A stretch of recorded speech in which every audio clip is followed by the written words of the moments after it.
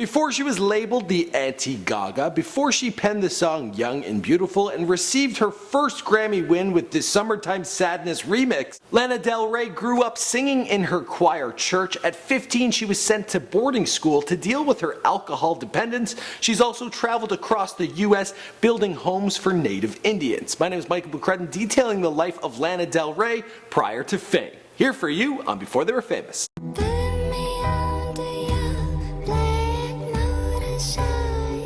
She was born Elizabeth Woolridge Grant in New York City on June 21st, 1985. She is of Scottish descent. Her father, Robert Grant, is a former employee of the Grey Group turned entrepreneur. Her mother also worked for the Grey Group as an account executive. She has a younger sister who currently works as her photographer and a much younger brother. She began singing in the church choir as the cantor when she was a young child. Lana Del Rey grew up in Lake Placid, New York, where she attended elementary school until the age of 15. She was sent to Kent School, a boarding school in Connecticut, for 3 years to deal with her alcohol dependence. After graduating high school, she was accepted to State University, New York, but decided not to go. Instead, she took a gap year off. She moved in with her aunt out in Long Island and began working as a waitress. At this time, Mom and Dad were so proud.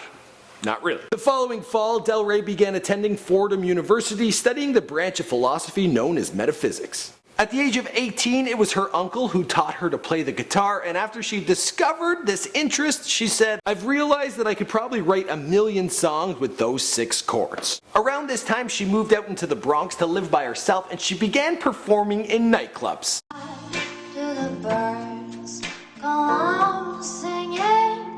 This was the time when she discovered her future in music and began performing under various names such as Sparkle Jump Rope Queen and Lizzie Grant and the Phenomena. When she wasn't busy taking the stage, she also found time to travel around the US to build Indian reservations. Her stage name came from Cuban friends she met in Miami. When she heard it, she thought it sounded gorgeous coming off the tip of the tongue.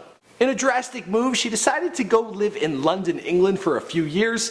At one point, she decided to upload some of her songs to YouTube, and right from there, she began to build a global buzz. She was signed to Interscope, where she would record her second studio album, Born to Die. And the rest of the story, well, you know the rest of the story because this is Before They Were Famous. My name is Michael McCrudden. Be sure to like, comment, share, do what you got to do. Also, let me know what celebrity's bio you want me to cover in the next video on Before They Were Famous. Bye! I really like this girl's songs. They're terrific.